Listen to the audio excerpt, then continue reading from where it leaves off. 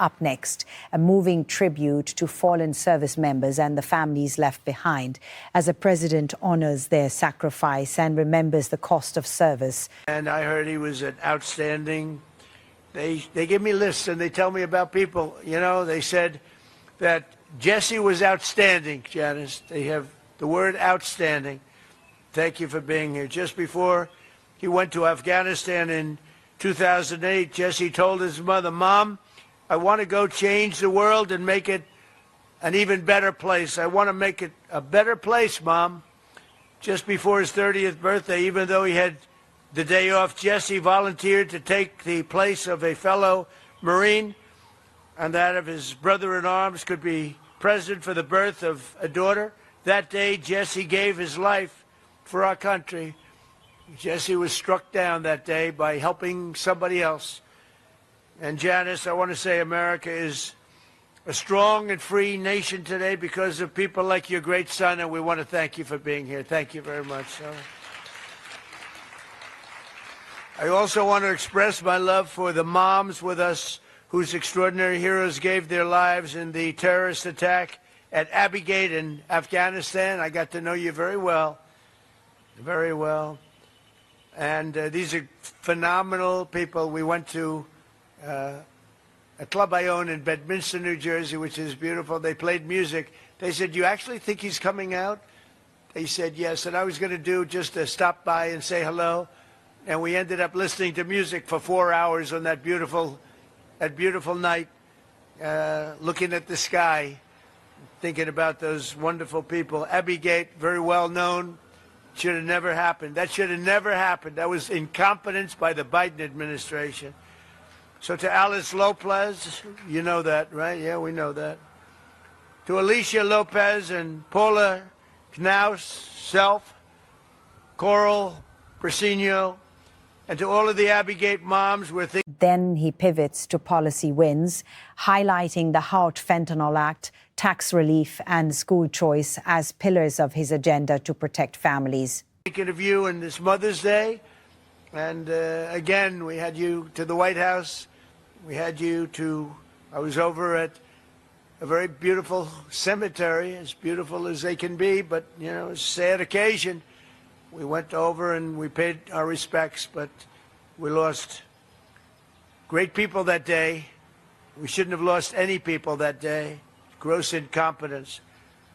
This Mother's Day, we're thinking of all of those incredible moms, and we're doing everything in our power to support them and millions of other mothers all across America.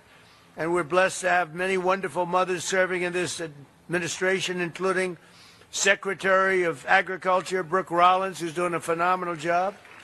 Thank you very much. And the first woman ever to serve as a White House Chief of Staff. She's become a legend, Susie Wiles. She's amazing.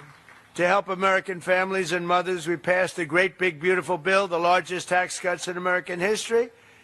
We expanded the child tax credit to $2,200 from a much lower number per child, and delivered the largest expansion of school choice in American history. We have school choice all over now. We had virtually none. Everybody loves school choice. With accounts, we have a very special thing, the Trump accounts, where we're helping families to set aside tax advantage savings for their children's future, and we are giving every American newborn child $1,000 automatically to invest and to grow over the course of their lives.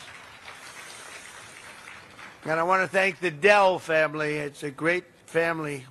He is amazing. She is amazing. They've done such a job on that. They put up a lot of money, too. Put up Finally, expect a sharp exchange over drug prices as claims about lowering costs lead into a wider debate on accountability and patient access. $6,250,000,000. That's somebody. And he started making computers on his bed in college and selling them because they were better than other computers. And I said, "How did you do that?" He said, "Well, I did it and I just never stopped. It just kept going." So go out and buy a Dell. They're great. We're also working to make it easier than ever before to start a family by lowering the price of IVF, cutting regulatory battles and barriers, and fighting to bring down the cost of living so that more Americans can pursue the dream of, and it's a dream of living just a good life, maybe a great life.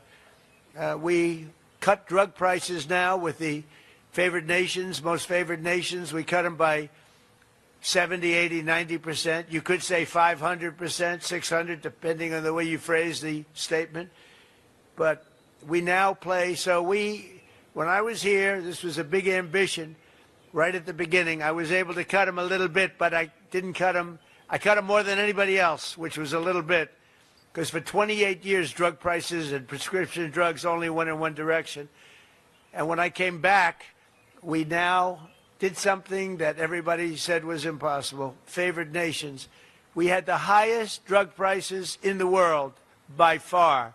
Now we have the lowest drug prices in the world. Can you imagine? So we cut them by 50, 60, 70%, and go out and you'll see exactly. It's one of the I think it's one of the biggest things that we've done.